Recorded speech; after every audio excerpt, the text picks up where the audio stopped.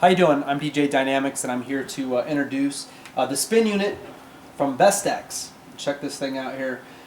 This is a MIDI controller that you use with your Mac. This is a MacBook Pro. It has to have the Intel processor in it.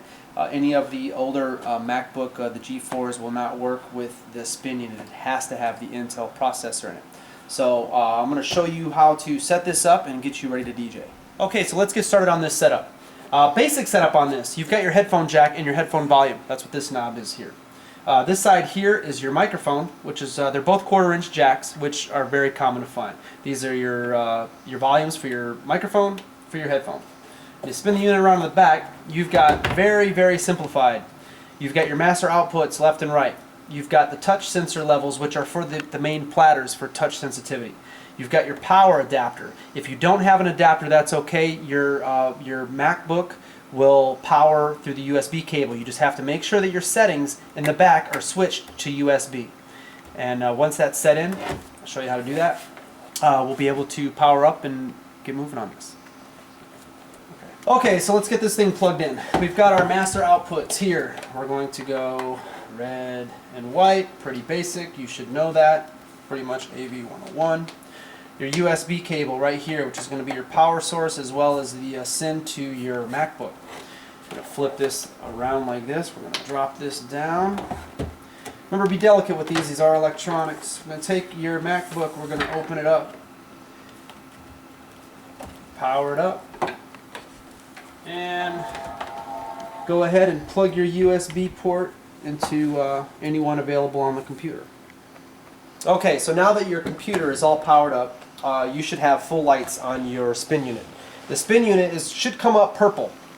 I guess it's kind of a purplish blue, whatever that is. Let's just call it blue. If it's red, if it looks like this, see how these turn red? Then your sensitivity in the back is just too tight. You just have to adjust those. You can make sure that they're blue when you start playing, and then you can adjust them as you go. But just make sure your unit is powered up. Now, what you're going to do is once you've installed the program, which is really cut and dry on a Mac, you're just going to literally download it, or you can install it from disk and just drag it over. When it comes up, it's going to look like this. It's going to ask you about your spin audio device. Now, a lot of people, sometimes they'll come in, they'll click that do not ask. That means it's not going to come up. So if you want to change this, you're going to have to go into the preferences, which I'll show you here momentarily. But what we're doing here is we want our master outputs to go out. So we want to make sure that that's highlighted. Pre-queuing, we want highlighted microphone. That basically just means that you want your headphones and your microphone on while you're playing. If you're inside your house and you're just playing, kind of, you know, messing around, making a mixtape or doing something, and you're not using well, the master outputs for a mixtape you would have to have on, you would just turn the main output off. You could just use your headphones. If you turn that main output off in this setting, it will actually use the speakers in the computer. So you know, if you want to make a mixtape, you're going to have that main cue in and use your master outputs on this. So we're going to go ahead and turn that on. We're going to hit OK. Make sure you know, if you change up a lot, don't hit the do not ask again. You're going to hit OK.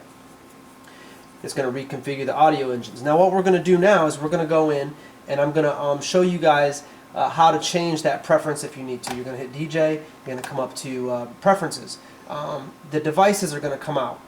So right now, this is basically what we just saw, but now you're in the preference mode. So you got your main output, your pre-queuing, and your microphone. Basically, your headphones, your mic, and your main outputs. If you want to change them, click it. You can do the built-in output, which now switches back to the computer. If you don't, obviously we want the spin to be it. You hit apply, and it will change whatever changes you've got. So I hope that helps you out. Okay, now that your device is all set up, we're going to go ahead and we're going to load up the unit. Now you see you got two turntables, you got your mixer. Now all of this stuff is going to correspond with whatever you do here. Now you bring your faders up and down, your left and rights are all going to work. As far as like your gains, you can see your gains, and it actually shows you your decibel changing as it goes down from unity. There is no notch at unity, so when you're at 0, you just got to watch your computer here and make sure that. Now the EQ does have the notch at 0. It has the unity notch, so you're good to go on that. That's, you know, obviously for EQing each song out as you go. Now let's go ahead and load up. Now we can use this here. This is going to go through. You're in crate mode right now. Click over here. We can go down. Let's grab a winner. Load that up. All you do is you push to the left if you want it on the left, you push to the right if you want it on the right. Once you've highlighted a song, you can just go through and change the records up real quick. Now, one of the cool things, and I don't have any of them loaded up, but when you do load some of these, if you have the album artwork, it will actually come up on the vinyl. So it's kind of, you know, a picture disc, if you would.